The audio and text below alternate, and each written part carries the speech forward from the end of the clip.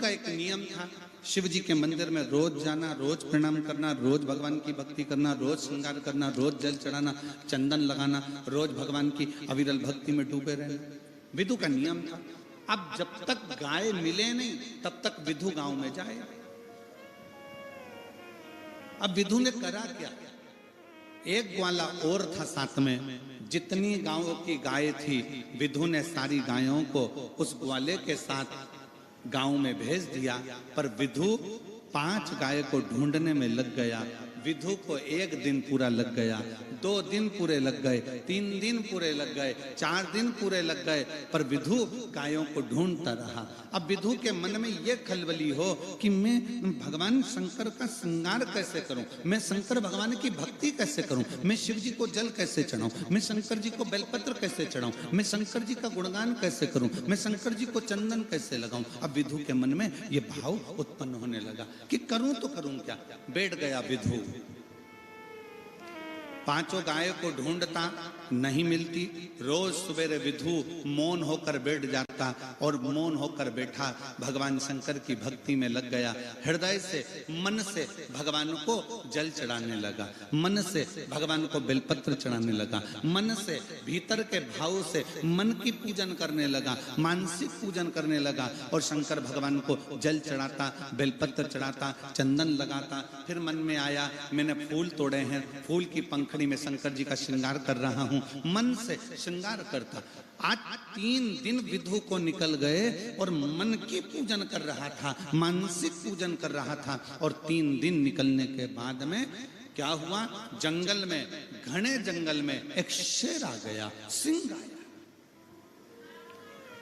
घने जंगल में शेर आया। और जब घने जंगल में शेर आया, सिंह आया,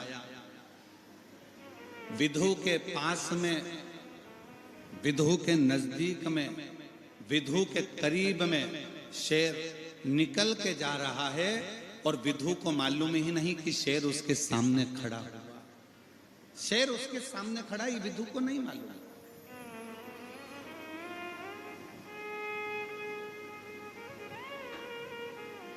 शेर उसके सम्मुख में है, ये विधु को नहीं मालूम। शेर उसकी साक्षी में है, ये विधु को नहीं मालूम। बस विधु को नहीं मालूम कि शेर मेरे पास में है। विधु तो मानसिक पूजन कर रहा था, मानसिक पूजन में लगा हुआ था और शेर पास में आ गया। शेर आया, विधु मन में सोचने लगा मैंने बाबा तुम्हारा श्रृंगार कर दिया, बाबा मैंने तुम्हें जल चढ़ा दिया, पर बाबा मेरी 5 गाय अभी तक नहीं मिली, अभी तक मुझे प्राप्त नहीं हुई। बाबा मुझे 5 गाय अभी तक नहीं मिली है। बस ये विचार करता करता करता करता करता करता विधु उसी जगह पर बैठा बैठा मानसिक पूजन कर रहा था, मन से शिव का स्मरण कर रहा था। शेर आ भी गया और शेर बाजू में से निकलकर, पास में से निकलकर एक हिंसक सिंह जब सम्मुख में आया तो एक हिरण का शिकार कर कर चले गया और विधु बैठा की बैठा ही रहा। शिव महापुराण की कथा कहती है,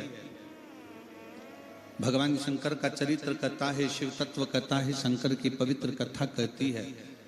शिव महापुराण की पवित्र कथा कह रही है कि जब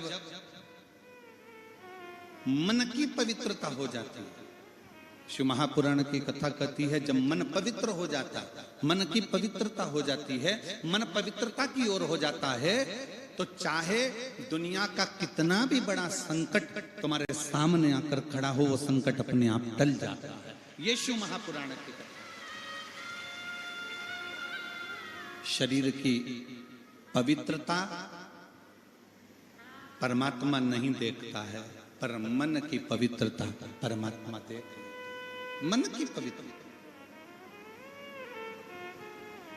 और मैंने तेरे ही भरोसे बाबा, तेरे ही भरोसे हवा बिच उड़ती जावांगी बाबा, डोर तो छड़ी ना मैं कटी जावांगी। भोले मैं तेरी पतंग, शंभो मैं तेरी पतंग, हवा बिच उड़ती जावांगी, बाबा डोर हतो छड़ी नावे मैं कटी जावा। शिव पुराण कहती है, भगवान शंकर का चरित्र कहता है कि अपने मन की पवित्रता को बढ़ाइए, अपने मन की पवित्रता को श्रेष्ठ बनाने का प्रयास करिए, मन की पवित्रता को मूल बनाने का प्रयास करिए। शरीर की पवित्रता से परमात्मा नहीं रिश्ता, पर मन की पवित्रता से परमात्मा रीझ जाता है। मूल है मन की पवित्रता।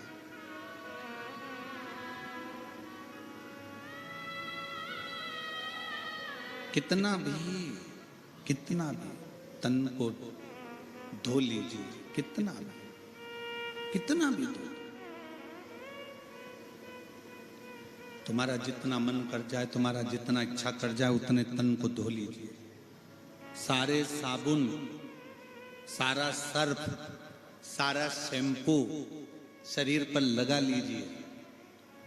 दुनिया का जितना अच्छा ब्यूटी पार्लर मिल जाए, उस ब्यूटी पार्लर में तैयार भी हो जाए।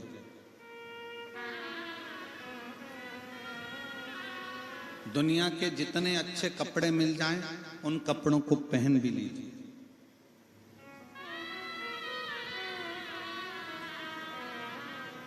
दुनिया के जितने अच्छे जेवर मिल जाएं, ज्वेलरी मिल जाए, उन ज्वेलरी को भी पहन लीजिए।